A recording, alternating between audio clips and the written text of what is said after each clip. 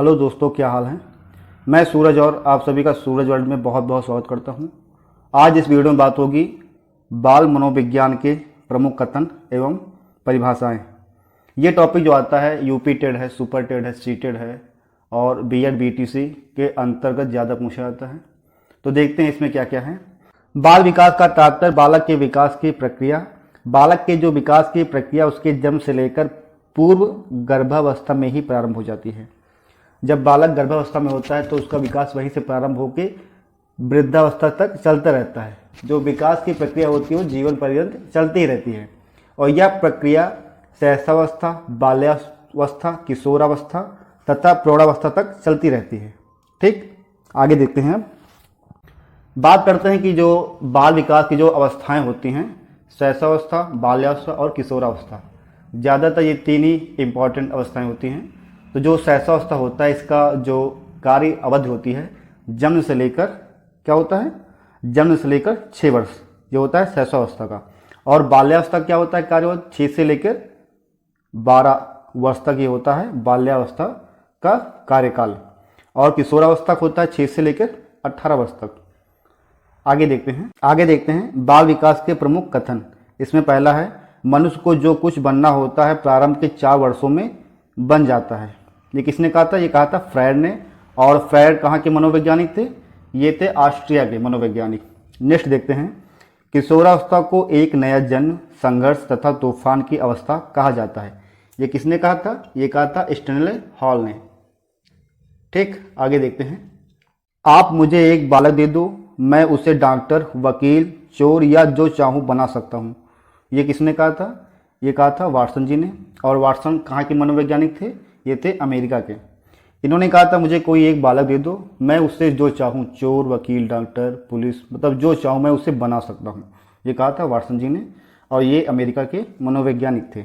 आगे देखते हैं। आनुवांशिकता एवं वातावरण का संबंध जोड़ के समान नहीं बल्कि गुणनफल के समान होता है। ये किसने कहा था, वुडवर्थ ने। जन्म के समय बालक का मस्तिष्क एक कोरी प्लेट के समान होता है। ये कहा था जॉन लॉक ने। बालक एक ऐसी पुस्तक के समान है जिसे शिक्षक भली भांति पढ़ता है। मतलब बालक एक ऐसी पुस्तक के समान है जिसे शिक्षक भली भांति पढ़ता, ये कहा था रूसो जी ने। आगे देखते हैं। शिक्षा मनोविज्ञान शिक्षक की प्रगतिशीलता में वृद्धि करती है एवं एक योग्य शिक्षक का निर्माण करती है। ये कहा था स्किनर ने। स्किनर कहाँ के मनोवैज्ञानिक थे, ये थे अमेरिका के। आगे देखते हैं। बुद्धि कार्य करने की एक विधि है। ये किसने कहा था, वुडवर्थ ने। नेक्स्ट, बुद्ध सीखने की योग्यता है। ये कहा था बकिंघम ने। नेक्स्ट देखते हैं। बुद्धि अमूर्त विचारों के बारे में सोचने की योग्यता है। ये कहा था टर्मन ने।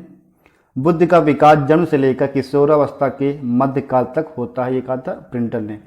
प्रिंटर मशीन जो प्रिंट करते हैं उसे नहीं, प्रिंटर एक मनोवैज्ञानिक हैं जिन्होंने कहा था कि जो बुद्धि का विकास होता है वो जन्म से लेकर किशोरावस्था के मध्य काल तक होता है। ठीक, आगे देखते हैं।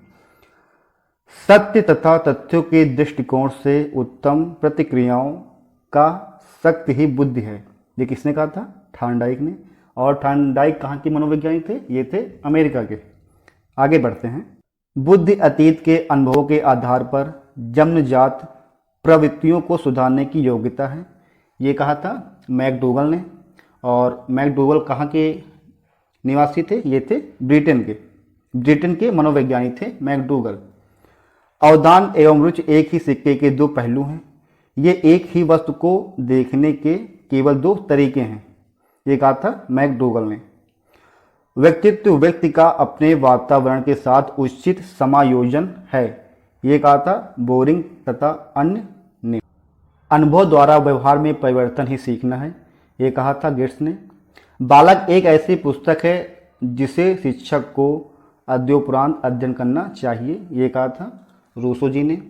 और सृजनशीलता मौलिक परिमाणों को अभिव्यक्ति करने की मानसिक क्रिया है। ये कहा था क्रो ने। विकास एक सतत एवं धीमी धीमी प्रक्रिया है। ये कहा था स्किनर ने। और स्किनर कहाँ के मनोवैज्ञानिक थे, अमेरिका के। सीखना जीवन पर्यंत चलने वाली प्रक्रिया है। ये किसने कहा था, स्किनर ने। अधिगम अनुभव और प्रशिक्षण के परिमाण स्वरूप व्यवहार में परिवर्तन है। एक कहा था गेस्ट एवं अन्य ने। विकास के परिमाण स्वरूप नवीन विशेषताएं और नवीन योग्यताएं प्रकट करती हैं या प्रकट होती हैं, ये कहा था हरलॉक ने। आगे बढ़ते हैं, नेक्स्ट देखते हैं, किसी दूसरी वस्तु की अपेक्षा एक वस्तु पर चेतना का केंद्रीकरण अवधान है, ये कहा था डम्बिल ने। बुद्धिलब्ध एवं भाषा संबंधी योग्यता में घनिष्ठ संबंध होता है, ये कहा था स्पाइकर तथा इरविन ने। और यहाँ पे बात करते हैं कि बुद्धिलब्ध की जो परिभाषा होती है वो क्या होता है, तो मानसिक आयु अपान वास्तविक आयु गुणे 100, ये होती है बुद्धिलब्ध की सूत्र, जो मतलब बुद्धिलब्ध ज्ञात करने का ये सूत्र होता है। मानसिक आयु हमेशा ऊपर होता है, नीचे वास्तविक आयु गुणे 100, ये बुद्धिलब्ध ज्ञात करने का सूत्र होता है, जो अक्सर एग्जाम में पूछा जाता है। आगे देखते हैं, संवेग व्यक्ति की उत्तेजित दशा किसने कहा था, वुडवर्थ ने। बालक का मस्तिष्क कोरा प्लेट होता है, ये कहा था प्लेटो ने। बालक का मस्तिष्क कोरा कागज होता है, ये कहा था जॉन लॉक ने।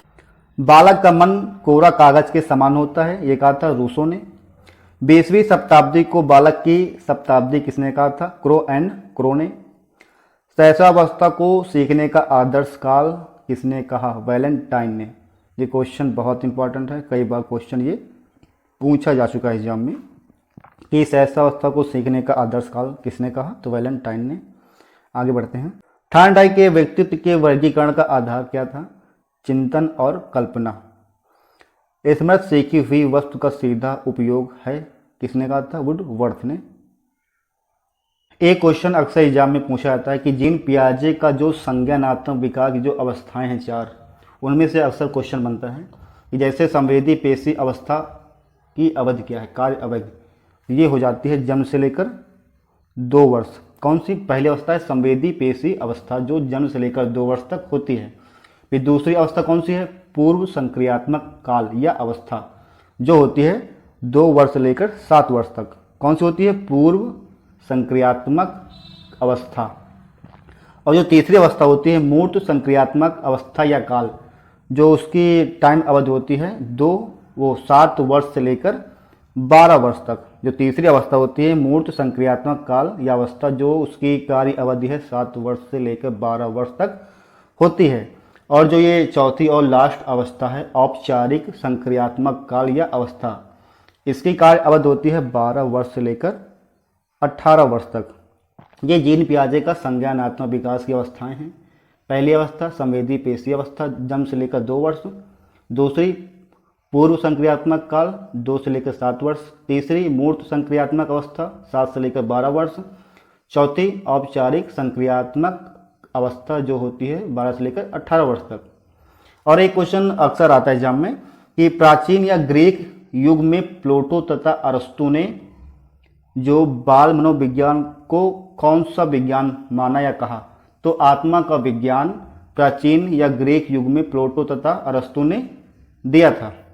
वहीं पे बात करें कि मन का विज्ञान किसने दिया, तो ये मन का विज्ञान जो था ये मध्य युग में था, और चेतना का विज्ञान था आधुनिक युग में। और अगर बात करें कि व्यवहार का विज्ञान किसने दिया, तो स्किनर, पावलोव, वुडवर्थ और वाटसन। ये कुछ महत्वपूर्ण बातें थीं। अब आगे बढ़ते हैं, इस वीडियो में देखते हैं प्रमुख अधिगम अक्षमताएं। इनसे क्वेश्चन अक्सर एग्जाम में आते हैं कि जैसे पूछ लिया कि सीखने की अक्षमता को क्या कहते हैं, तो डिफ्रेजिया या अफ्रेजिया, जो हो गई सीखने की अक्षमता। तो देखते हैं कैसे क्वेश्चन इसमें आते हैं। तो क्वेश्चन पहला देखते हैं, मौखिक रूप से सीखने की अक्षमता को क्या कहते हैं, तो अफ्रेजिया या डिस्फ्रेजिया, ये सीखने की अक्षमता हो गई। और लिखने की अक्षमता को क्या कहते हैं, ये बहुत इंपॉर्टेंट है कि लिखने की अक्षमता को क्या कहते हैं। तो अक्सर क्वेश्चन में ये आता है डिस्ग्राफिया, अधिकतर जितने ऑप्शन आते हैं उसमें ये ज़्यादातर पाया जाता है। इसके अलावा अग्राफिया, डिस्ग्राफिया, अप्रेक्सिया, डिस्प्रेक्सिया, ये सारे इसके अंतर्गत आते हैं। आगे देखते हैं। उसके बाद पठन अक्षमता को क्या कहते हैं, तो हो गया अलेक्सिया, डिस्क्लेक्सिया, ये हो गई पठन अक्षमता। उसके बाद जो आता है अधिकतर गणितीय अक्षमता को क्या कहते हैं, जहाँ पे आ जाए डिसकैलकुलिया, वहाँ पे आप समझ जाइएगा कि ये गणित से संबंधित अक्षमता है। तो इसमें क्या होता है कि गणित से संबंधित जो अक्षमता को क्या कहते हैं, तो इसे कहते हैं डिसकैलकुलिया, ग्राफिकल डिसकैलकुलिया, जो हो जाती है गणित से संबंधित अक्षमता। तो उसके अलावा एक क्वेश्चन और अक्सर एग्जाम में पूछा जाता है कि जो प्रतिभाशाली बालक होते हैं उनकी बुद्धि लब्धि कितनी होती है।